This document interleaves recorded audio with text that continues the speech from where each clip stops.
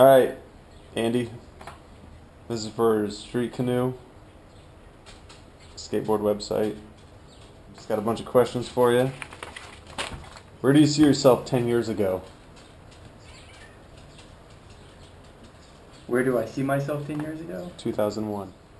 Living the dream, taking lots of photos, traveling, hanging out with friends, skateboarding. Where were you living? In 2001, I was sort of in Georgia, but mostly on the road. Who were you traveling with? Consolidated a lot, sessions.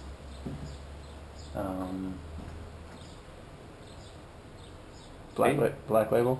Yeah, around that time, I think I went on that Black Label tour. Yeah, just whoever I could roll with. All right. What is 8647 Cox Road? That's the address of the house I grew up in here in Indianapolis. Yeah, it's my parents' house. They still live there. I had a mini ramp in the barn, and yeah. We'll get back to the barn in a second, but first tell me, what are tar bubbles? Tar bubbles are, instead of paving the roads, they would just lay down tar with gravel. When it gets real hot in the summer, the tar just bubbles up Why- like a zit almost, and you just go around and pop them. Pop them with what? Your fingers or your bike. All right. So back to your barn. Why is your barn falling over? Because my parents never put a new roof on it, so it's falling over. All right. So you had some pretty good sessions in that barn on the ramp. Oh yeah, I think I built that.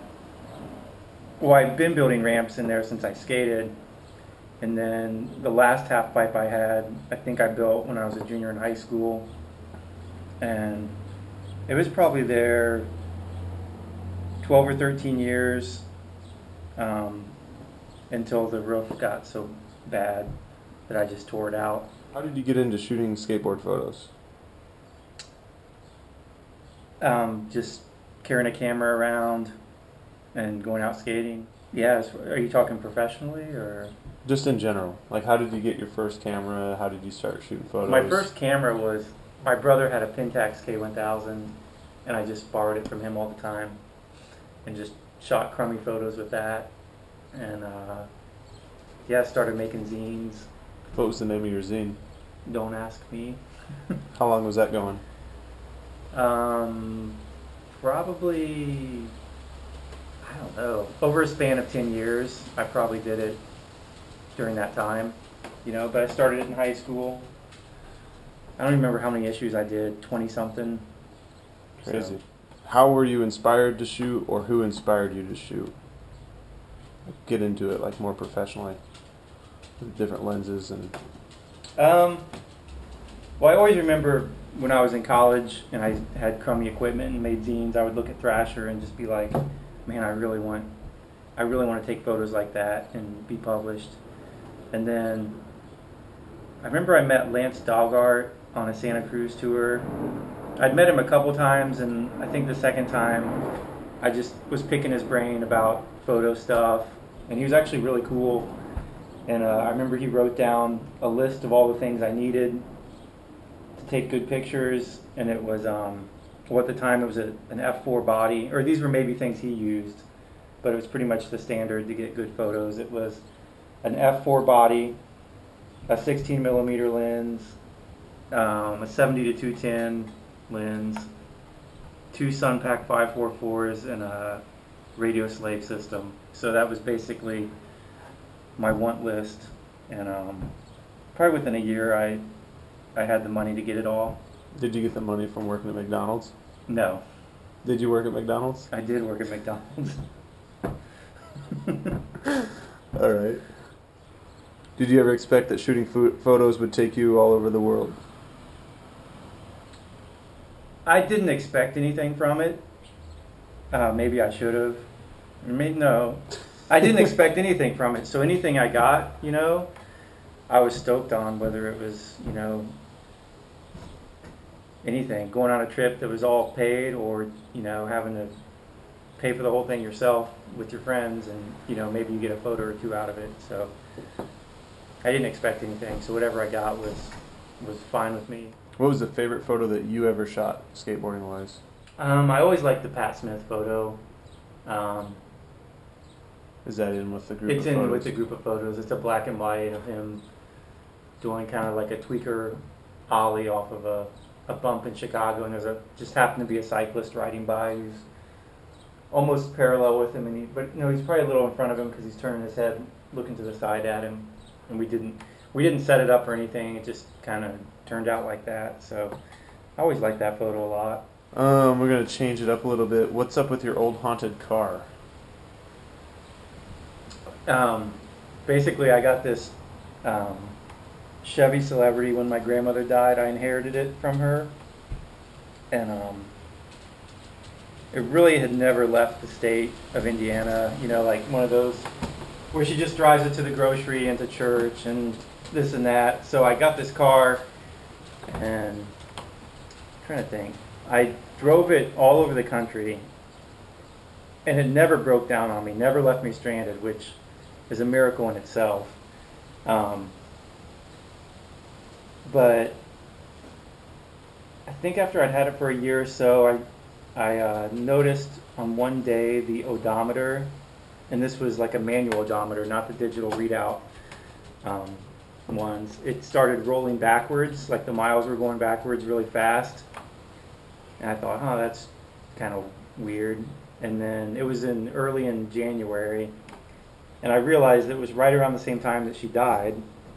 So I thought that was kind of ironic. And then it did it at least 2 more years around the same time.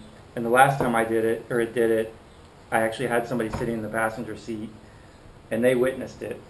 So Crazy. I have no idea why it would do that, other than that it was haunted with my grandmother. And I also almost hit a girl. Do you want to hear that story?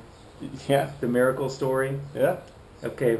I was driving around, I forget the interstate, but it's in Athens, Georgia, and it's, a pretty busy highway loop.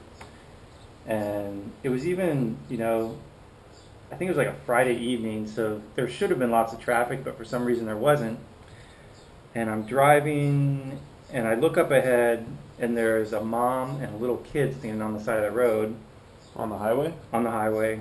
And I'm getting closer, and the car doesn't have power steering. And for some reason I didn't go into the other lane to get away from him, but as I'm getting closer, the little kid breaks away and runs out in front of me, and I swerve at the last second and somehow didn't hit this kid. And I look in my rearview mirror, and the kid standing in the median, it was almost like I drove through the kid but didn't hit it. So Crazy. I don't know how to explain that. Just happened. And that was in that car. Yeah. So all kinds of weird stuff happened with that car. And then the next car I had after that, I'd only had it for a couple weeks, and I went to visit my grandmother's grave, and it broke down on me right at her grave. So, who did you used to work for? Um, List everybody in the industry. I've had photos pretty much in every magazine. Thrasher, Slap, Strength, Heckler, Big Brother, Trans World, the Skateboard Mag, pretty much all of them. Ready? Do you miss anything about shooting skate photos professionally? I miss the actual going out and taking photos, but that part of it. But as far as you really have to dedicate all your time and energy to it. I don't really miss that at all.